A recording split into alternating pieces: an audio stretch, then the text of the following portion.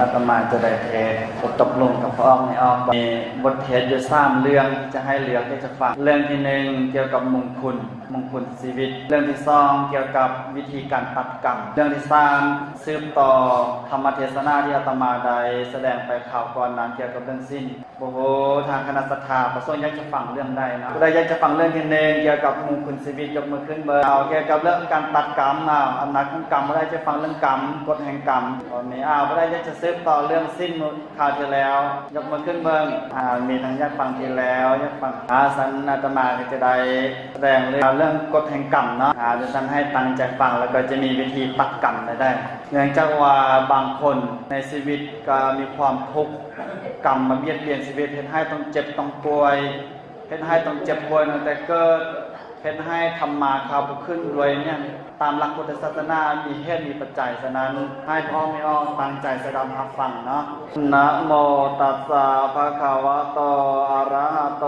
สัมมาสัมพุทธัสสะนะโมตัสสะภะคะวะโตอะระหะโตสัมมาสัมพุทธัสสะนะโมตัสสะภะคะวะโตอะระหะโตสัมมาสัมพุทธัสสะกัมมังยถานะภวติหะจะโมหานาสากัมมคยาปิจานะโหติภเวสุสาติสาติขยาอิหาสรามรณาทิทุกขังสัพพะขยังภวติอิปะอิวานิเลนะขอเจริญสุขสบายดีออกไม่ออกคณะศรัทธาสาธุชนผู้ที่ตั้งใจสดับรับฟังพระสัทธรรมคำสั่งสอนพระองค์พระจอมมุนีคือพระสัมมาสัมพุทธเจ้าผู้ที่เป็นศาสดาของมนุษย์และเทวดาทั้งหลายผู้ที่เป็นสารถีฝึกคนที่สมควรฝึกผู้ที่เป็นผู้ชี้ทางให้กับโลกทั้ง3คือมนุษย์โลกพรหมโลกและมารโลกผู้ที่เป็นนาถะคือเป็นที่พึ่งให้กับมหาชนทั้งหลายฉะนั้นมื้อนี้คณะศรัทธาสาธุชนมีความปรารภอยากจะฟังเรื่องกฎแห่งกรรมกัมมสกตาสัมมาทิฏฐิฉะนั้นอาตมาภาพจะได้หยิบยกเรื่องกรรมและวิธีผลจากกรรมมาแสดงชี้แจงแถลงไขให้กับคณะศรัทธาสาธุชนได้สดับรับฟังเพื่อเป็นเครื่องประเทืองสติปัญญาเป็นเครื่องที่จะนำทางในการประพฤติปฏิบัติให้ถูกต้องตามหลักธรรมคำสั่งสอนพระองค์พระสินวรสัมมาสัมพุทธเจ้าก็ขอให้คณะศรัทธาสาธุชนผู้ที่ตั้งจิตตั้งใจ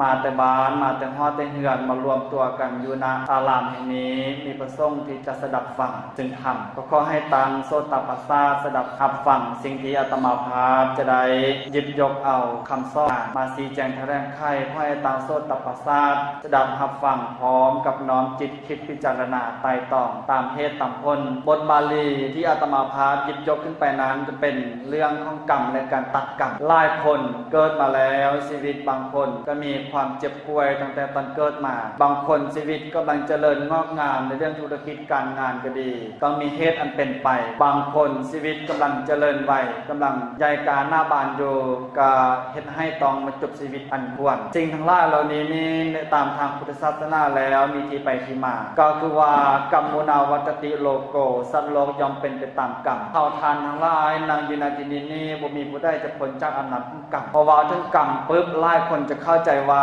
กรรมนี้หมายถึงความบ่ดีทุกคนมีความเข้าใจว่ากรรมนี้หมายถึงเวรกรรมนี้หมายถึงภัยกรรมนี้หมายถึงสิ่งที่มาขัดขวางต่อชีวิตแต่คำว่ากรรมนี้เป็นศัพท์กลางๆคือการกระ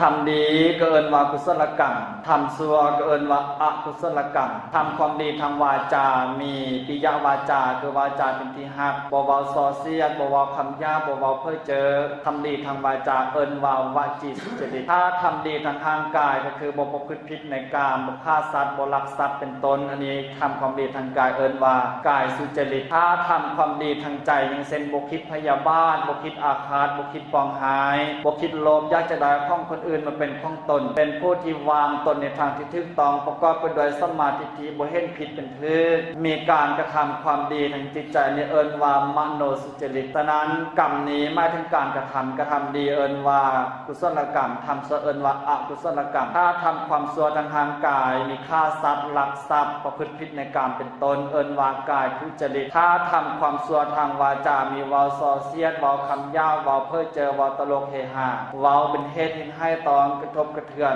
ต่อบุคคลอื่นเสียดแทงจิตใจคนอื่นอันนี้เป็นการกระทำความบ่ดีทางวาจาเอิ้นว่าวจีทุจริตถ้ากระทำความบ่ดีทางใจคิดอยากจะได้ของคนอื่นมาเป็นของตนคิดโลภคิดเลี้ยวคิดอิจฉาพยาบาทคิดมีความปองหายคนอื่นมีมิจฉาทิฏฐิคือเห็นผิดเป็นถูกเห็นถูกเป็นผิดบุคคลผู้กระทำความบ่ดีทางใจนี้เอิ้นว่ามโนทุจริตกรรมฝ่ายชั่วกับกรรมฝ่ายดีนั้นย่อมจะให้ผลแตกต่างกันถ้าทำกรรมดีย่อมจะให้ผลเป็นความสุขถ้าทำกรรมชั่วย่อมจะให้ผลเป็นความทุกข์ฉะนั้นอำนาจของกรรมนี้จะกระทำได้นั้นมีอำนาจก็คือขึ้นอยู่กับเจตนาดังมีพุทธภาษิตที่องค์สมเด็จพระสัมมาสัมพุทธเจ้าตรัสว่าเจตนาหังภิกขเวกัมมังวัฏฐามิดูก่อนภิกษุทั้งหลายตถาคตตรัสว่าเจตนาอะไรเป็นตัวกรรมกล่าวคือว่าเจตนานี้ออกมาจากใจเจตนานี้ออกมาจากจิตเจตนานี้ออกมาจากความสำนึกคิดของเฮาท่านทั้งหลายก่อนที่ปากเฮาจะใส่ด่าคนอื่นก่อนที่ปากเฮาจะใส่สมเสยหรือว่ากล่าวในสิ่งที่คิดเป็นมงคลนั้นเกิดมาจากความคิดเกิดมาจากใจก่อนที่เฮาจะลงมือกระทำความดีก่อนที่เฮาจะลงมือกระทำความดีก็ตามยอมเกิดมาจากใจดังนี้พุทธภาษิตที่ว่าใจเป็นใหญ่ใจเป็นนายใจเป็นหัวหน้าทุกสรรพสิ่งในโลกนี้สำเร็จอยู่ที่ใจกล่าวคือว่าบุคคลผู้ที่มีใจชั่วแล้วคิดอยู่ก็ตามเว้าอยู่ก็ตามกระทำอยู่ก็แต่ยอมจะเป็นไปในอำนาจของความชั่วทุกยอมจะติดตามบุคคลนั้นประดดดังล้อเกวียนมุ่นเวียนตำหอยงัวแต่ตรงกันข้ามส่วนผู้ใดมีความคิดหรือว่ามีจิตใจประกอบด้วยกุศลกรรมคิดอยู่ก็ตามเว้าอยู่ก็แต่กระทำอยู่ก็ตามยอมจะกระทำแต่สิ่งที่ดีๆความสุขยอมจะติดตามบุคคลนั้นประดุจดังเงาติดตามตนฉะนั้นกรรมในทางพุทธศาสนานี้จึงหมายถึงการกระทำเขากระทำดีก็ย่อมจะได้ดีทำชั่วยอมได้ชั่วอันนี้เป็นหลักกฎแห่งธรรมศาสตร์กฎแห่งกรรมในทางพุทธศาสนาและบุคคลที่จะตัดกรรมนั้นก็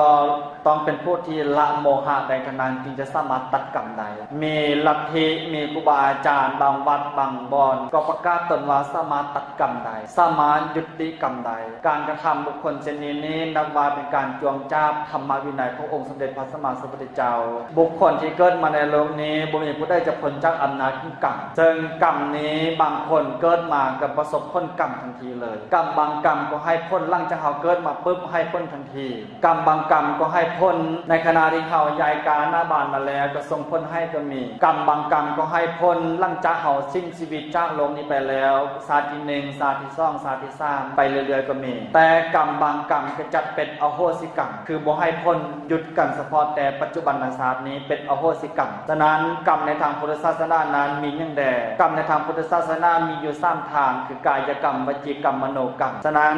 กรรมนี้ก็คือการกระทำหรือว่าจรรยาบรรณหรือว่าธรรมจรรยานั่นเองกรรม4ประเภทก็คือประเภทที่1สนากรรมกรรมที่ส่งผลให้เกิดกล่าวคือว่าเท่าทานทั้งหลายถ้ายังเป็นผู้มีกรรมอยู่แน่นอนย่อมจะต้องเกิดถ้าเป็นผู้ที่ประกอบไปด้วยอกุศลกรรมย่อมจะไปเกิดในทุกขติวิบัติย่อมจะไปเกิดในนรกเป็นต้นถ้ามีกุศลกรรมฝ่ายดีย่อมจะเป็นกรรมซักนำไปให้เกิดในทางที่ดีๆมีมนุษย์สวรรค์เทวดาพรหมเป็นต้นฉะนั้นสนากรรมนี้คือกรรมที่ส่งผลให้เกิดส่งผลให้เกิดนี้ก็คือให้เกิดทันทีเลยก็มีอย่างเช่นบุคคลที่มีความโลภจัดความโลภอยากจะได้ของคนอื่นมาเป็นของตนถ้าในขณะจุติจิตดวงสุดท้ายไกลจากโลกนี้ไปถ้าจิตไปเกาะเกี่ยวกับความโลภจัดเป็นอารมณ์บุคคลนั้นสิ้นชีวิตไปแล้วย่อมจะเกิดเป็นเปรตในขณะเดียวกันบางคนถ้ามีความโกรธจัดจากโลกนี้ไปแล้วย่อมจะไปลงนรกถ้าบุคคลใดมีความหลงคือมีโมหะเป็นตนนั้นในขณะจิตดวงสุดท้ายจุติจิตในขณะที่จะจากโลกนี้ไปกรรมตัวนั้นนี่จะมาปรากฏให้เห็นจะมาปรากฏเป็นหูกรรมนิมิตและคตินิมิตให้เห็นถ้าบุคคลใดบ่เคยฝึกสติบ่เคยฝึกสมาธิบ่เคยเจริญปัญญาย่อมจะยึดเอาสิ่งเหล่านั้นเป็นอารมณ์ถ้ายึดเอาโมหะหรือว่าความหลงเป็นอารมณ์แล้วบุคคลเช่นนี้จากโลกนี้ไปหรือว่าตายไปแล้วย่อมจะไปเกิดเป็นสัตว์เดรัจฉานแต่ในขณะเดียวกันคนผู้ใดถ้ามีเทวธรรมก็คือว่ามีธรรมของเทวดามีหิริโอตตัปปะมีความละอายต่อบาปมีความเกรงกลัวต่อบาปมีความละอายต่อความชั่วมีความย้านกลัว ต่อสิ่งที่เป็นอกุศลกรรมมีเทวธรรมประจำใจถ้าระลึกใดก่อนที่จะจากโลกนี้ไปตายไปปึ๊บได้ไปเกิดเป็นเทวดาเอิ้นว่าเทวธรรมธรรมของเทวดาแต่ในขณะเดียวกันท่านได้จุติจิตดวงสุดท้ายแกจะดับจากโลกนี้ถ้ามีมนุษยธรรมคือระลึกใดทั้งสิ้น5มีปานาเป็นตนมีข้อสุราเป็นที่สุดถ้าระลึกใดสิ้น5จุติจิตดวงสุดท้ายที่จะจากโลกนี้ไปปึ๊บหรือว่าแม้กระทั่งมีชีวิตอยู่นี่ก็ตามบุคคลนั้นมีสภาวะแห่งความเป็นมนุษย์แล้วฉะนั้นบุคคลที่จะมีสภาวะเป็นเปรตเป็นสัตว์นรกเป็นอสุรกายเป็นสัตว์เดรัจฉานเป็นเทวดาเป็นมนุษย์ตลอดจนเป็นพรหมนั้นบ่จำเป็นจะต้องรอท่าจากโลกนี้ไปแล้วสามารถหูเห็นประจักษ์ใดตอนยังมีชีวิตอยู่ในขณะใดเฮามีความโลภจัดในขณะนั้นเฮามีจิตใจประดุจดังเพศในขณะใดเฮามีความโกรธจัดในขณะนั้นเฮามีจิตใจประดุจดังสัตว์นรกในขณะใดเฮามีมิจฉาทิฏฐิมีโมหะในขณะนั้นเฮามีจิตใจประดุจดังสัตว์เดรัจฉานแต่ถ้าขณะใดเขาเป็นผู้ที่มีจิตใจสูงมีมนุษยธรรมคือสิ้น5ประจำใจในขณะนั้นสภาวะจิตในขณะนั้นเขาเป็นมนุษย์ฉะนั้นศรัทธาสาธุชนทั้งหลายเมื่อเห็นโทษเห็นประโยชน์ของกรรมที่จะส่งผลให้เกิดนั้นก็คือสนกรรมกรรมที่ผลักดันให้เขาเกิดถ้าบุคคลได้เจริญฌานสมาบัติมีปฐมฌานทุติยฌานตติยฌานจตุตฌานปัญจมฌานไปจนฮอดฌานสูงสุดบุคคลนั้นมีสภาวะเป็นพรหมยอมจะได้ปฏิสนธิเกิดเป็นพรหมแน่นอนอันนี้ก็คือสนกรรมกรรมที่ส่งผลให้เกิดกรรมที่ผลักดันให้เกิดผลักดันให้เกิดเป็นมนุษย์ผลักดันให้เกิดเป็นสัตว์เดรัจฉานผลักดันให้เกิดเป็นสัตว์นรกผลักดันให้เกิดเป็นเทวดาและเป็นพรหมก็ขึ้นกับว่าการกระทำของใครของมันถ้าบุคคลใดมีกุศลกรรมเป็นที่ตั้งสนกรรมนี้ก็จะผลักดันไปให้เกิดในทางที่ดีถ้าบุคคลใดมีอกุศลกรรมเป็นที่ตั้งสนกรรมนี้ก็จะผลักดันไปให้เกิดเป็นในทางที่บ่ดีฉะนั้นมนุษยธรรมจัดว่าเป็นธรรมพื้นฐานที่จะคอยรับรองเฮาให้เฮาทันทางด้านนั้นบ่ตกสู่ที่ต่ำก็คือว่าคนจะเป็นมนุษย์เป็นใดพอใจสูงเมื่อนกยุงที่ดีมีแววคนถ้าใจต่ำเป็นใดแต่เพียงคนยอมเสียทีที่เกิดมาเป็นมนุษย์ฉะนั้นสนกรรมนี้ผลักดันให้เฮาเกิดอย่างน้อยขอให้เฮาได้กลับมาเกิดเป็นมนุษย์เหมือนเดิมอย่าส่งให้ภพภูมิต้องตกต่ำไปกว่านี้อย่าส่งให้ภพภูมิที่เฮาจะไป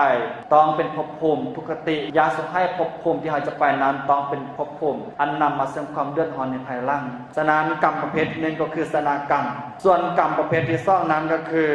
อุปถัมภกกรรมกรรมที่สนับสนุนอุปถัมภ์ก็คือว่ากุศลนั้นย่อมจะอุปถัมภ์ฝ่ายกุศลกรรมจะเห็นได้ว่าคนบางคนเกิดมาแล้วถ้าอนันดรอันต่ำต้อยพอเกิดมาถ้าได้กรรมชนิดนี้มาอุปถัมภ์ก็จะสามารถเปลี่ยนยศบรรดาศักดิ์ให้เป็นผู้ที่มีสติปัญญาใดถ้าบุคคลได้เกิดมาอยู่ในตระกูลอันพอประมาณแล้วถ้าใดรับการอุปถัมภ์จากอุปถัมภกกรรมแล้วก็จะสนับสนุนให้การเกิดนั้นมีความเจริญงอกงามกล่าวคือว่าคนจนคนแค้นแสนจะคิดอาจแพ่งฤทธิ์กลับกายเป็นเศรษฐีถึงคนโง่ยังกลับกายเป็นเมธีเหตุเช่นนี้อย่าดูหมิ่นประมาทตนบางคนนั้นถึงจะเป็นคนอาภัพทุกอย่างปากมองแต่ถ้าใดอุปถัมภกกรรมถ้าใดการอุปถัมภ์จากกรรมเนี่ยเป็นอดีตก็ดีกรรมที่เป็นปัจจุบันก็แต่มาอุปถัมภ์ให้การดำเนินชีวิตให้ธุรกิจการงานมีความเจริญรุ่งเรืองใดก็ยังจะสามารถเปลี่ยนจากสภาวะความเป็นคนทุกอย่างปังมองกับเป็นเศรษฐีใดเช่นกันอย่างเช่นกรณีของมหาทุกตาเศรษฐีในการอุปถัมภ์กรรมก็สามารถเปลี่ยนจากสภาวะความเป็นคนทุกอย่างปังมองกับเป็นเศรษฐีใดเช่นเดียวกันฉะนั้นกรรมนี้จัดว่าอุปถัมภกกรรมก็ว่ากุศลย่อมจะอุปถัมภ์กรรมที่เป็นฝ่ายกุศลอกุศลก็ย่อมจะอุปถัมภ์กรรมที่เป็นฝ่ายอกุศลและตรงกันข้ามกุศลคือกรรมที่เป็นอกุศลมาอุปถัมภ์ก็มีกรรมที่เป็นอกุศลคือกรรมที่เป็นกุศลมาอุปถัมภ์ก็มีฉะนั้นกรรมนี้จัดชื่อว่าอุปถัมภกกรรมส่วนกรรมประเภทที่3คืออุปปีลกกรรมกรรมที่บีบคั้นเบียดเบียนชีวิตกล่าวคือว่าเบียดเบียนให้ต้องเป็นผู้ที่มีโรคภัยไข้เจ็บเบียดเบียนให้ต้องเป็นผู้ที่หาเช้ากินค่ำเบียดเบียนให้ต้องเป็นผู้ที่ประสบเคราะห์กรรมประสบความโศกหายต่างๆอันนี้กรรมชนิดนี้มาเบียดเบียนจะเห็นได้ว่าบางคนเกิดมาแล้ว ยังบ่ทันเกิดเถื่อเจ็บป่วยอยู่ตั้งแต่ท้องแม่บางคนเกิดมาได้มือ1 2มือป่วยเป็นไข้ออดๆแอดๆก็เนื่องจากว่ากรรมชนิดนี้มาเบียดเบียนกรรมชนิดนี้มาบีบคั้นชีวิต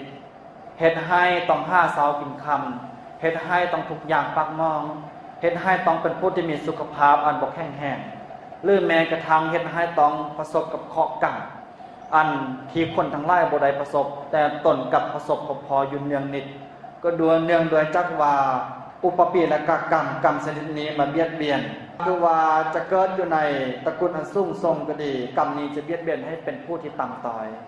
ถ้าเกิดอยู่ในตระกูลอันสูงสักแล้วกรรมชนิดนี้ถ้าให้พ้นปึ๊บจะเบียดเบียนให้เป็นผู้ที่อยู่ในตระกูลอันต่ำแต่ในขณะเดียวกันคันถ้าว่าเป็นผู้ที่มีสุขภาพสมบูรณ์แล้วถ้ากรรมชนิดนี้มีโอกาสให้พ้นแล้วกรรมชนิดนี้จะเบียดเบียนให้ต้องเป็นผู้ที่ทุกข์ทรมานคือจะต้องเป็นผู้ที่เจ็บป่วยอยู่ตลอดอยู่เนืองนิดอันนี้ก็โดยอำนาจของกรรมก็คืออุปปีและกรรมฉะนั้นท่านทั้งหลายสภาสาธุชนเรื่องกรรมนี้จัดมาเป็นสิ่งที่เท่าทั้งหลายคนที่จะเข้าใจเมื่อมีความเข้าใจเรื่องกรรมแล้วเราก็จะได้วางตัวถือเราก็จะได้มีทิศทางในการประพฤติปฏิบัติเราก็จะได้มีแนวทางในการดำเนินเวลาที่กรรมชนิดนี้เข้ามากระทบเราแล้วเราก็จะวางใจถือถ้าบ่เช่นนั้นแล้วมีอย่างหนึ่งเราก็จะโทษกับโศกชะตามีอย่างหนึ่งเราก็จะโทษกับกรรมบางคนมีความเข้าใจว่าชีวิตนี้ตกทับเนื่องด้วยกรรมเวรในอดีตแต่กรรมในที่นี้กรรมบางกรรมก็เป็นกรรมที่ส่งผลมาจากอดีตกรรมบางกรรมก็เป็นกรรมที่ให้ผลในปัจจุบันบางคนประกอบอาชีพขายยาเสพติดแต่กลับเป็นผู้ที่ร่ำรวยเพราะยังเนื่องจากว่ากรรมที่เขาเฮ็ดมานั้นยังบ่ให้ผลเทื่อแต่อย่าสุเข้าใจว่ากรรมชั่วที่เขาเคยกระทำนั้นบ่มีกรรมดีที่เขาเคยเฮ็ดมาในอดีตก็ตามกรรมดีที่เขาเฮ็ดในปัจจุบันก็ตามมีโอกาสให้พ้นก่อนกรรมชั่วนั้นอย่างเช่นคนค้าอาวุธเถื่อนค้ายาพิษค้ามนุษย์ค้าโสเภณีค้าสิ่งที่ผิดกฎหมายบ้านเมืองผิดศีลธรรมจริยธรรมกับเป็นเศรษฐีใด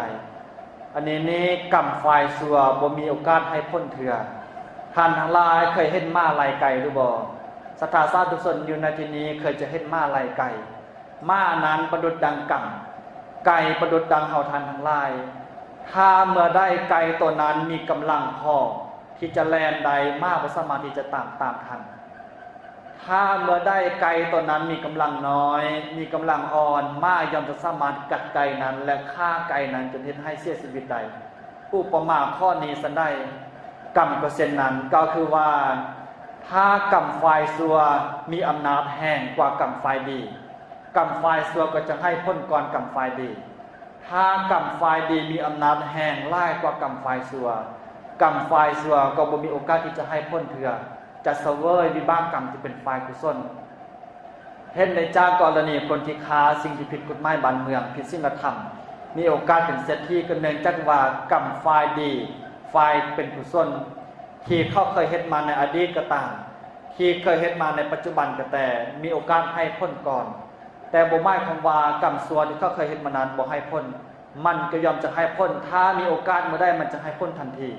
ฉะนั้นบ่มีผู้ใดจะหนีพ้นจากอำนาจของกฎแห่งกรรมดังพุทธภาษิตที่อาตมาหยิบยกมาแล้วว่ากัมมุนาวัตติโลกโกสัตว์โลกย่อมเป็นไปตามกรรมมุ่นไปด้วยอำนาจของกรรมแม้แต่องค์สมเด็จพระสัมมาสัมพุทธเจ้าที่เป็นศาสดาเอกของโลกของเฮาท่านทั้งหลายก็ยังตกอยู่ในอำนาจของกฎแห่งกรรมแม้แต่พระอรหันต์ทั้งหลายก็ยังเป็นผู้ที่ตกอยู่ในอำนาจของกฎแห่งกรรมฉะนั้นเฮาท่านทั้งหลายเป็นผู้ที่ยังประกอบไปด้วยความโลภความโกรธความหลงความอิจฉาพยาบาทยังเป็นผู้ที่ประกอบไปด้วยมลทินคือความเศร้าหมองทางจิตใจเป็นไปได้หรือบ่กรรมที่จะบ่ให้พ้นย่อมจะเป็นไปบ่ได้ที่กรรมจะบ่ให้พ้นคนสิ่งนี้แม้แต่องค์สมเด็จพระสัมมาสัมพุทธเจ้าผู้ที่มีความบริสุทธิ์มีความหมดจดจากกิเลสตัณหายังต้องได้รับพ้นวิบากกรรมในบางครั้งจะสร้างในยังกับเฮาท่านทั้งหลายยังเป็นผู้ที่มืดมนกับกิเลสหน้าไปด้วยตัณหากรรมยังจะมีโอกาสให้พ้นถ้ามีกรรมนั้นมีโอกาสฉะนั้นกรรมที่4ก็คืออุปฆาตกรรมกรรมที่มาตัดหอนหรือว่ากรรมมาทำลาย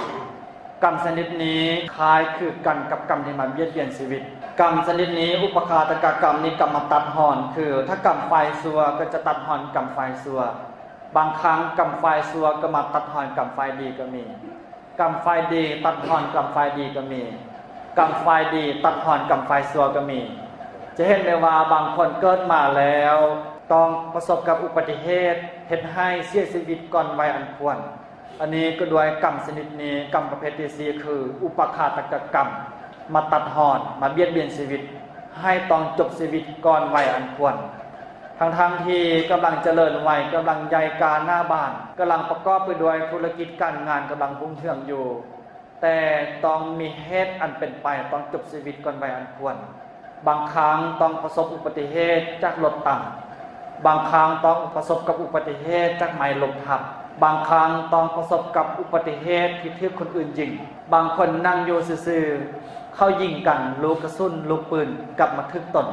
อันนี้ก็โดยว่ากรรมชนิดนี้ให้พ้นก่อนกรรมชนิดนี้มาตัดทอนมาเบียดเบียนเฮ็ดให้ต้องจบชีวิตก่อนวัยอันควรฉะนั้นกรรม4ประเภทนี้ก็มีโอกาสให้พ้นนั้นก็ขึ้นกับว่ากรรมตัวใดมีอำนาจแห่งกว่ากันถ้ากรรมที่เป็นกุศลมีอำนาจแห่งกรรมที่เป็นกุศลย่อมจะให้พ้นก่อนถ้ากรรมที่เป็นฝ่ายอกุศลฝ่ายชั่วมีอำนาจแห่งก็ย่อมจะให้พ้นก่อนฉะนั้นทุกชีวิตนั้นมีเกิดในเบื้องต้นแล้วก็วนเจ็บแก่ให้แลเห็นในตอนกลางทุกอย่างรวมต่างเป็นบ่ยกเว้นตอนท้ายตายทุกคนท่านทั้งหลายนางอยู่ในที่นี้บ่มีไพ่จะพ้นจากอำนาจของกรรมเมื่อท่านทั้งหลายเกิดมาแล้วย่อมจะเวียนวนอยู่ในความแก่ย่อมจะเวียนวนในความเจ็บย่อมจะเวียนวนในความตายท่านทั้งหลายเวลาได้ยินคำว่าคำตายทุกคนจะค้นหัวพองสยองเกซ่าจะบ่อยากฟังจะบ่อยากหับหูถือกันว่าเป็นสิ่งที่อัปมงคลเพราะว่าเรื่องความเจ็บว่าเรื่องความตายคนหัวพองแต่สิ่งเหล่านี้กลับเป็นความจริงกลับเป็นสิ่งที่เราท่านทั้งหลายต้องประสบพบพรในอนาคตจริงเหล่านี้เราควรที่จะฝึกจิตฝึกใจแต่ณเวลานี้เป็นต้นไปควรที่จะเจียมตัวตายก่อนตายควรที่จะฝึกจิตฝึกใจเฮ็ดให้บ่มีความประมาทในชีวิตการเจริญมรณานุสติคือพิจารณาเรื่องความตายอยู่อย่างนิดนั้นเป็นหนึ่งในกรรมฐาน40ประการเป็นหนึ่งในการเจริญสมณธรรมที่องค์สมเด็จพระสัมมาสัมพุทธเจ้าได้มอบให้เป็นกรรมฐานให้กับบรรดาพระภิกษุสงฆ์สามเณรบรรดาพุทธบริษัทผู้ที่อยากจะพ้นจากทุกข์ไปเจริญไปประพฤติปฏิบัติเฮ็ดให้เกิดความบ่ประมาทในชีวิตถ้าบ่เช่นนั้นแล้วบางคนก็จะล่มมัวเมาในวัยบางคนก็จะล่มมัวเมาในยศบางคนก็จะล่มมัวเมาในตำแหน่งมัวเมาในอำนาจมัวเมาในผิวพรรณวรรณะของตนเองสิ่งทั้งหลายเหล่านี้จัดว่าเป็นข้องที่บ่เที่ยงแท้แน่นอนตกอยู่ในอำนาจของอนิจจังทุกขังอนัตตาเพราะว่าเรื่องกรรมต่อมาก็คือการให้พ้นของกรรมนั้นกรรมบางกรรมก็ให้พ้นปัจจุบันทันตากรรมบางกรรมก็ให้พ้นหลังจากตายไปแล้วชาติที่1ชาติที่2ชาติที่3กรรมบางกรรมก็บ่ให้พ้นเลยฉะนั้นการให้พ้นประการที่1คือคุรุกรรมคุรุกรรมนี้เป็นกรรมหนักคุรุแปลว่าหนักมีหนักทางฝ่ายดีกับหนักทางฝ่ายบ่ดีถ้าคุรุกรรมหนักทางฝ่ายบ่ดีก็คือให้พ้นทันตาเห็นเลยก็คืออนันตริยกรรมกรรมหนักในฝ่ายชั่วคืออนันตริยกรรมถ้าบุคคลได้ประกอบไปด้วยกรรม1ใน5นี้แล้วกรรมนี้จะให้พ้นทันทีตายปุ๊บจะให้พ้นทันทีถึงแม้มีชีวิตอยู่ในปัจจุบันภพก็ตามชีวิตของเขานั้นยอมจะทุกอย่างปักมองทำมาคาบุขึ้นคุรุกรรมฝ่ายชั่วเอิ้นว่าอนันตริยกรรม5อย่างนั้นมีอย่างใด1มาตุฆาตฆ่าแม่2ปีตุฆาตฆ่าพ่อ3อรหันตฆาตฆ่าพระอรหันต์4โลหิตตุปบาทเฮ็ดให้พระโลหิตขององค์สมเด็จพระสัมมาสัมพุทธเจ้าออก5สังฆเพศยุยงส่งให้แตกจากความสามัคคีกันกรรมฝ่ายส่วนนี้บุคคลได้กระทำแล้วจะให้พ้นทันตายเห็นเลยกรรมนี้จะให้พ้นหลังจากสิ้นชีวิตนี้ทันทีเลยบ่มีกรรมอื่นมาขั้นก่อนถ้าบุคคลได้กระทำกรรมฝ่ายส่วนนี้แล้วจะข้อว่าขอให้ข้าพเจ้าไปเสวยกรรมดีก่อนขอให้ไปเกิดเป็นเทวดาก่อนแล้วจึงจะมาเสวยวิบากกรรมฝ่ายส่วนนี้กรรมนี้จะบ่มีกรรมอื่นมาขั้นแต่กรรมนี้จะให้พ้นทันทีเลยจะเห็นได้ว่าพระเทวทัตเฮ็ดให้พระโลหิตขององค์สมเด็จพระสัมมาสัมพุทธเจ้าออกยุยงส่งให้แตกจากความสามัคคีกันพระเทวทัตเวลามีชีวิตอยู่ก็มีชีวิตไปด้วยความอาภัพ แม้แต่สิ้นชีวิตปุ๊บก็ลงในนรกมหาอเวจีทันทีเลยอันนี้เอิ้นว่าคุรุกรรมไฟซัวแม้แต่พระเจ้าอาสาสตูเป็นพระเจ้าชีวิตผู้ที่ทำนุบำรุงพุทธศาสนาอย่างยิ่งยวดขนาดเคยได้กระทำกรรมข้อที่ซ่องคือปิตุคาตฆ่าพ่อปงพระสนพระราชบิดาคือพระเจ้าพิมพิสารฆ่าพระเจ้าพิมพิสารพอหลังจากได้พบพระพุทธเจ้าแล้วสำนึกผิดได้มีการทำนุบำรุงสร้างวัดวาอาหารอุปถัมภ์การสร้างขายนาครั้งที่หนึ่งส่งเสริมเลี้ยงดูบังแยงคนทุกข์คนยากถวายทานอย่างยิ่งใหญ่ขนาดแต่กรรมหนักนี้ก็บ่อภัยให้กับพระเจ้าพิมพิสารกุศลกรรมจะมีอยู่แต่กุศลกรรมบ่มีสิทธิ์ให้พ้นก่อนอกุศลกรรมคุรุกรรมไฟซัวคือปิตุคาตฆ่าพ่อนั้นให้พ้นก่อนทันทีเหตุให้พระเจ้าพิมพิสารนี้ต้องไปตกในนรกมหาอเวจีและโดยกุศลกรรมเหตุให้ตกอยู่ในมหาอเวจีที่เป็นบริวารฉะนั้นคุรุกรรมไฟซัวนี้เป็นกรรมที่หนักขนาดเป็นกรรมที่น่ายานเป็นกรรมที่น่ากลัวหลายทานทั้งหลายที่ได้อยู่ในที่นี้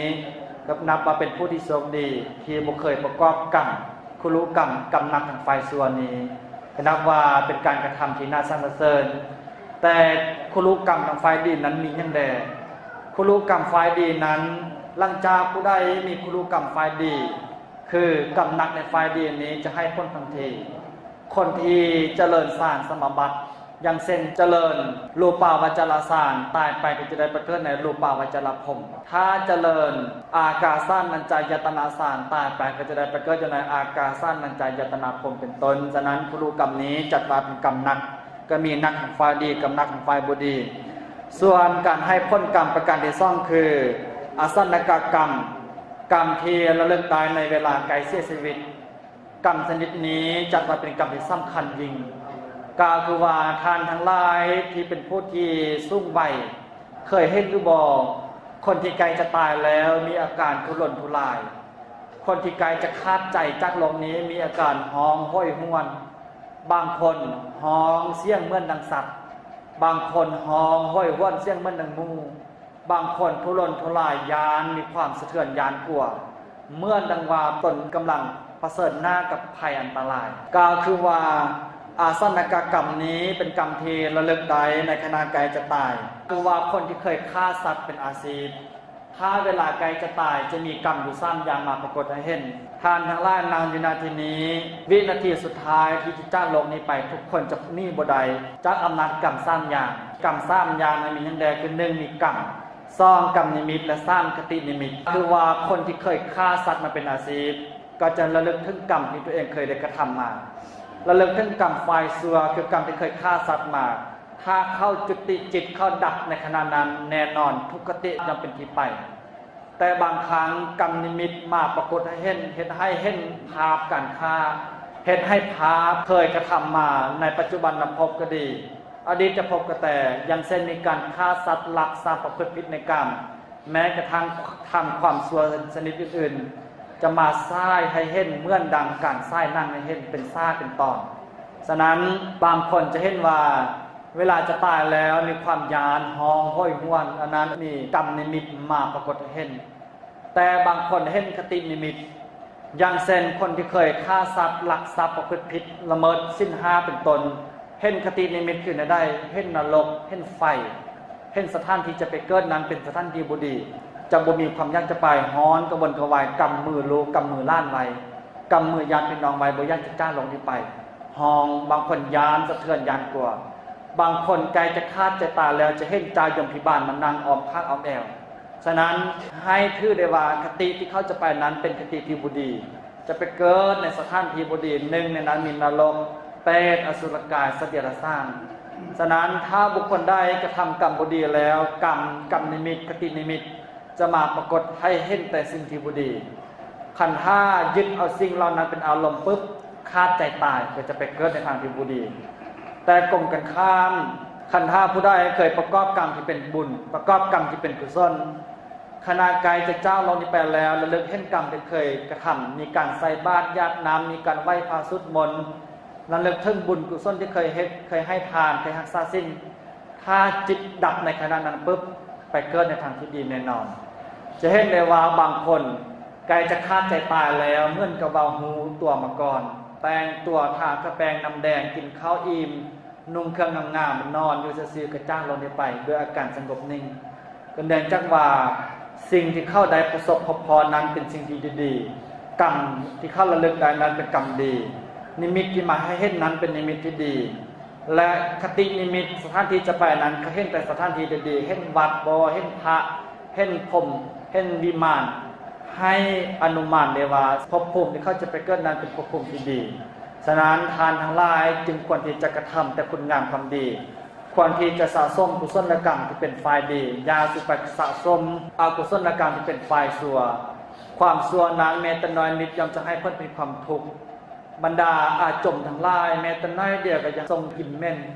ความชั่วก็เช่นเดียวกันอกุศลกรรมที่เกิดขึ้นจากทางกายวาจาและใจแม้แต่น้อยเดียวก็เช่นเดียวกันย่อมจะให้เพิ่นมีความทุกข์ฉะนั้นทานทั้งหลายอย่าจะเป็นผู้ที่ยินดีกระทำความชั่วมีโยมคนหนึ่งไปถามพระพุทธเจ้า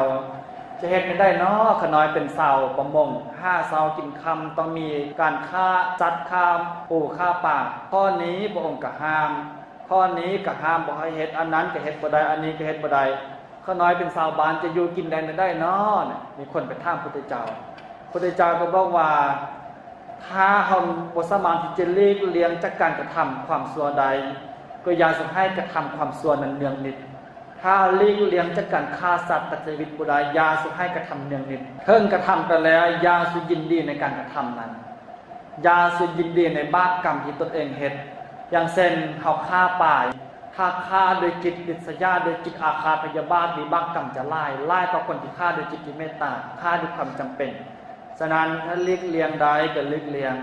ถ้าหลีกเลี่ยงบ่ได้พระพุทธเจ้าก็บอกว่าอย่าสุให้กระทำบ่อยๆอย่าสุให้เฮ็ดตลอดอย่าสุให้เฮ็ดเนืองนิดเมื่อเฮ็ดไปแล้วอย่าสุยินดีกับอกุศลกรรมฝ่ายชั่วที่ตนกำลังเฮ็ดนั้นฉะนั้นจึงเป็นวิธีหนึ่งที่จะช่วยให้เฮาทั้งหลายเจริญกุศลกรรมหลอดพ้นจากความชั่วแล้วหลอดพ้นจากบาปกรรมจากไล่กลายเป็นน้อยฉะนั้นกรรมชนิดนี้เอิ้นว่าอาสันนกกรรมกรรมที่ระลึกได้ก่อนเวลาใกล้จะฆ่าใจตายกรรมประการต่อมาคืออาจินกกรรมกรรมที่กระทำเป็นอาจินตลอดอย่างเช่นคนที่ตักบาตรญาติน้ำทุกเช้าทุกค่ำกรรมชนิดนี้ก็จะเป็นเครื่องคำจุนให้เฮานั้นระลึกถึงแต่ความดีกรรมที่มาใส่บาตรทุกเช้าทุกแลงไหว้พระสวดมนต์เก็บดอกไม้บูชาพระสิ่งเหล่านี้สาวผู้ทอทั้งหลายเป็นผู้ใดประพฤติปฏิบัตินับว่าเป็นความโชคดียิ่งกาคือว่ากรรมชนิดนี้เป็นอาจินกกรรมเขาเฮ็ดเป็นประจำก็จะเป็นนิสัยเป็นประจำถ้าเฮาระลึกได้เมื่อใดจิตใจก็จะเบิกบานถ้าระลึกได้เมื่อใดกุศลกรรมเกิดขึ้นทันทีสุคติสถานที่จะไปนั้นก็จะเป็นไปในทางที่ดีส่วนกรรมประเภทที่4คือกตัตตกรรมกรรมที่สักแต่ว่ากระทำอย่างเช่นมาวัดก็สักแต่ว่ามาซื่อๆสุดมนต์ก็สักแต่ว่าสุดซื่อๆใส่บาตรก็สักแต่ว่าใส่ยานคนอื่นจะตำหนิว่าบ่เข้าวัดเข้าว่ายานแต่คนข้างบ้านยานแต่คนข้างเพื่อนจะบาปเป็นคนบ่เข้าวัดเข้าว่าฉะนั้นกรรมชนิดนี้ก็ให้พ้นโยชน์แต่ให้พ้นน้อยใดพ้นโยชน์แต่ใดพ้นบ่ร้ายถ้าเบี้ยสมบัติดังเข้าแล้วกรรมชนิดนี้เบี้ยสมบัติดังเข้าที่ออกมาบ่เต็มเม็ดเต็มหน่วยเพราะยังเพราะว่าทำความดีสักแต่ว่ากระทำด้วยจิตที่บ่เบิกบานทำด้วยจิตที่บ่เป็นกุศลฉะนั้นคนที่เฮ็ดคุณงามความดีจะได้พ้นร้ายหรือได้นานสำคัญอยู่ที่การวางจิตวางใจถ้าวางใจยินดีในพ้นทานที่เขาให้วางใจยินดีในสิ่งที่เขาได้กระทำที่เป็นบุญเป็นกุศลร้ายเพียงใดบุญกุศลก็จะร้ายเพียงนั้นมีเรื่องหนึ่งในธรรมบทมีมัทธกุณฑลีเป็นโลกของเศรษฐีบ่เคยให้ทานบ่เคยรักษาศีลบ่เคยเฮ็ดบุญยังจักอย่างในชีวิตตอนไกลจะตายพอนั้นเป็นคนที่สุดๆเลยเป็นเศรษฐีแต่ขี้ลูกป่วยก็บ่ยอมเอาหม้อมารักษาเพราะมีความเข้าใจว่ายานทรัพย์สมบัตินั้นจะเสียเพราะต้องไปจ้างหม้อมารักษาก็ปล่อยให้มัทธกุณฑลีนี้ต้องทนทุกขเวทนาทนกับความเจ็บความป่วยนอนจมกับความเจ็บความป่วยอยู่จนป่วยจนขั้นที่สุดญาติพี่น้องจะมายามพอแกญาติพี่น้องนั้นจะมาเห็นทรัพย์สมบัติในเงินตัวเองเอาลูกไปออกเป็นระเบียงนอกพอออกไประเบียงนอกปุ๊บพุทธเจ้าในมือนั้นพุทธเจ้าจะไปโพสมัทธกุณฑลีด้วยวิบากกรรมที่เป็นความดีเคยเฮ็ดมาแต่อดีตเฮ็ดให้พุทธเจ้าเสด็จดำเนินไปมัทธกุณฑลีผู้นี้บ่เคยเฮ็ดบุญยังจักอย่าง พอเห็นพระพุทธเจ้าปุ๊บน้อมจิตเลื่อมใสในพุทธเจ้าเท่านั้นยังจิตให้เป็นกุศลในขณะนั้นตายทันทีได้ประเกิดในสวรรค์ที่หยิบยกธรรมบทเรื่องนี้มาก็เพื่อให้พ่อแม่เราได้รับรู้ว่าขันถ้าเฮาวางจิตวางใจเป็นมหากุศลหลายเพียงใดบุญกุศลที่เฮาเฮ็ดนั้นแม้จะน้อยเดียวแม้จะเป็นเงินบ้านก็ตามแม้จะเป็นผักที่เฮาเด็ดมาตำหัวตำส้นก็แต่ยังจะมีผลหลายกว่าคนที่ให้ทานเงินหมื่นเงินล้านฉะนั้นสำคัญอยู่ที่การวางจิตวางใจข้องทานบ่จำเป็นจะต้องเป็นข้องทานที่สู้กับคนอื่นใดบ่จำเป็นจะต้องเป็นข้องทานที่เทียบเท่ากับมหาเศรษฐีบ่จำเป็นจะต้องเป็นข้องทานที่ว่าจะต้องมาสร้างวัดสร้างวาข้อเพียงให้วางจิตวางใจเป็นมหากุศลเท่านี้กุศลเฮาก็จะหลายในสมัยพุทธเจ้าก็มีหลากหลายคนเด็ดดอกไม้เด็ดข้องอยู่ข้องกินตำหัวตำเส้นแม้แต่น้อยเดียวซื่อๆมาถวายทานเป็นบุญกุศลมหาศาลอย่างยิ่งเพราะยังพอได้วางจิตให้เป็นมหากุศลและได้ถวายทานให้กับบุคคลผู้ที่มีสิ่งบริสุทธิ์ฉะนั้นข้องทานจึงบริสุทธิ์สรุปใดก็คือว่าข้องทานหรือว่าการเฮ็ดคุณงามความดีต่างๆนั้นจะไล่หรือไม่ขึ้นกับการวางจิตวางใจถ้าวางใจยินดีในกุศลกรรมไล่เพียงใดผู้ที่หักคือพระสงฆ์องค์เจ้ามีความบริสุทธิ์ไล่เพียงใดบุญกุศลก็จะไล่เพียงนั้นฉะนั้นอันนี้จัดว่าการให้พ้นของกรรมส่วนการเสวยพ้นของกรรมนั้นจะมีอยู่4ประเภทด้วยกันกรรมบางกรรมก็เสวยในชาตินี้กรรมบางกรรมก็เสวยพ้นหลังจากตายไปแล้วชาติที่1ชาติที่2ชาติที่3กรรมบางกรรมก็เป็นอโหสิกรรมกรรมที่เฮ็ดให้เสวยในชาตินี้ก็คือทิฏฐธรรมเวทนียกรรมมีทั้งฝ่ายดีและฝ่ายบ่ดีแต่เช่นกรณีองคุลิมานเป็นต้นองคุลิมานนี้เคยเป็นคนที่ฆ่าคนตัดนิ้วมือคนมาได้999คนพอได้ฟังธรรมจากพระพุทธเจ้าปุ๊บได้ตรัสรู้เป็นพระอรหันต์เมื่อเป็นพระอรหันต์เป็นผู้ที่หมดจากการเวียนว่ายตายเกิดแล้วแต่วิบากกรรมที่เคยฆ่าคนมากว่านั้นก็ให้พ้นในชาตินี้จะบ่ให้พ้นในชาติต่อไปเพราะยังเพราะว่าองคุลิมานท่านนี้เป็นพระอรหันต์แล้วคนที่เป็นพระอรหันต์เป็นผู้ที่ตัดกรรมเป็นผู้ที่สิ้นจากวิบากกรรมบ่มีกรรมอย่างอื่นที่จะต้องเป็นเสือเป็นไฟให้จะต้องมีการเกิดมีการแก่มีการตายต่อไปในภพต่อไปฉะนั้นกรรมทั้งหลายที่องคุลิมานเคยกระทำในปัจจุบันชาตินี้ก็จึงมาให้พ้นในปัจจุบันภพเพียงชาติสุดท้ายอันนี้เอิ้นว่าทิฏฐธรรมเวทนียกรรมส่วนกรรมประการที่2คืออุปัสสเวทนียกรรมคือกรรมที่มีพ้นพึงเสวยโดยให้พ้นในภพนี้ถึงภพต่อไปอย่างเช่นเฮาให้ทานเฮาจะมาปรารถนาว่านิพพานะปัจจโยโหตุขอให้เป็นปัจจัยแก่พระนิพพานกรรมที่เป็นกุศลเราเนี่ยจะให้พ้นภพที่1ภพที่2ภพที่3ไปเรื่อยๆจนเฮ็ดให้เฮาได้เข้าสู่พระนิพพานฉะนั้นกรรมชนิดนี้เอิ้นว่าอุปัสสเวทนียกรรมส่วนกรรมประการที่3คืออปปาราปริยเวทนียกรรมกรรมประเภทที่2นี้คือกรรมที่ให้พ้นไปเรื่อยๆส่วนกรรมประเภทที่3นี้เป็นกรรมที่ให้พ้นไปจนเข้ากว่าเฮาจะเข้าพระนิพพานและกรรมประเภทที่4ก็คืออโหสิกรรมจะเห็นได้ว่าบางคนเคยเฮ็ดกรรมชั่วมาก็ดีเจ้ากรรมนายเวรตามบ่ทันแล้วเจ้ากรรมนายเวรนี้บ่ได้หมายถึงมาเป็นตัวบ่ได้มาเป็นตนเป็นการกระทำของเฮานั่นเองที่จะมาคอยเบียดเบียนเฮาถ้าเฮาพัฒนากุศลกรรมที่เป็นฝ่ายดีพัฒนาหลายขึ้นกรรมฝ่ายชั่วตามบ่ทันเมื่อมันตามบ่ทันปึ๊บก็จะกลายเป็นอโหสิกรรมเปรียบอุปมาเปรียบดังเหมือนนางม้าไล่ไก่ถ้าม้าตอนนั้นไล่ไก่บ่ทันม้าก็จะหยุดทันทีเลยไก่ก็จะรอดชีวิตกรรมฝ่ายชั่วก็เช่นเดียวกันถ้ากรรมฝ่ายดีมีกำลังแห้งกรรมฝ่ายชั่วตามบ่ทันปึ๊บมันจะเป็นอโหสิกรรมจะตัดทันทีเลยฉะนั้นคนที่เคยเฮ็ดกรรมชั่วมาก็ตามมีวิธีที่จะตัดกรรมใดวิธีหนึ่งก็คือสร้างกรรมฝ่ายดีขึ้นมาแทนบ่จำเป็นจะต้องไปห้ามหม้อดูหม้อเดาหม้อสารพัดเพเบิ่งลายมือลายตีนบ่จำเป็นต้องไปลาสักการะตกหักเข้าแล้วนั้นเขาเป็นผู้ที่เสียเปรียบและก็บ่เป็นคำสอนขององค์สมเด็จพระสัมมาสัมพุทธเจ้าถ้าพระภิกษุองค์ได้เบิ่งลายมือลายตีนแก้เคราะห์สะเดาะนามตัดกรรมตะเวนก็เป็นอาบัติพุทธเจ้าบ่สรรเสริญพุทธเจ้าตำหนิพุทธเจ้าจัดเป็นเดียรสานาวิสาเดียรสานาคาถาเป็นวิสาข้อมเดียรสานเป็นไสยศาสตร์เป็นศาสตร์ข้อมคนที่ยังหลับอยู่บ่แม่นพุทธศาสตร์บ่แม่นคำสอนพุทธเจ้าตำหนิพุทธเจ้าติเตียนฉะนั้น เวลาคณะศรัทธาสาธุชนทั้งหลายเวลามีความบ่สบายใจแล้วก็อย่าสุไปเพิ่งสิ่งที่บ่แม่นธรรมบ่แม่นวินัยขอให้ยึดมั่นเอาคุณของพระรัตนตรัยเป็นที่พึ่งยึดเอาศีลยึดเอาธรรมยึดเอาคำสั่งสอนขององค์พระสัมมาสัมพุทธเจ้าเป็นที่ตั้งที่พึ่งแล้วทุกสิ่งทุกอย่างจะดีขึ้นเองจากการที่เราเคยได้ผิดกับลูกกับเมียครอบครัวแตกแยกกันก็ดีจากการทำมาค้าบุขึ้นก็ตามจากความที่เป็นคนเจ็บอดๆแอดๆก็แต่ให้เรายึดมั่นเอาคุณของพระรัตนตรัยเจริญในศีลเจริญในสมาธิเจริญในปัญญาสิ่งเหล่านั้นก็มีโอกาสที่จะให้ใดเพราะยังพอหาสร้างวิบากกรรมฝ่ายดีขึ้นมาถ้ากรรมฝ่ายดีให้พ้นปึ๊บความอัปปีมงคลอันนั้นก็จะอันตรธานให้ไปมีคนมาถามพระพุทธเจ้าว่าระหว่างความดีกับความชั่วนี่อันได้เฮ็ดง่ายอันได้เฮ็ดยากพระพุทธเจ้าทรงตอบแบบวิภัสสวาทีก็คือแยกตอบก็คือว่าคนดีเฮ็ดความดีง่ายเฮ็ดความชั่วยากคนชั่วนั้นเฮ็ดความชั่วง่ายเฮ็ดความดียากอันนี้เป็นข้อสรุปให้เห็นได้ว่าคนที่มีจิตใจดีนั้นย่อมจะมีปกติกระทำแต่สิ่งที่ดีถ้าคนที่มีจิตใจอันบ่ดีนั้นย่อมจะมีปกติกระทำแต่สิ่งที่บ่ดีธรรมเทศนาธรรมกถาที่อาตมาหยิบยกในมื้อนี้ว่าเรื่องข้างกฎแห่งกรรมกรรมนี้จะตัดใดด้วยการละโมหะเท่านั้น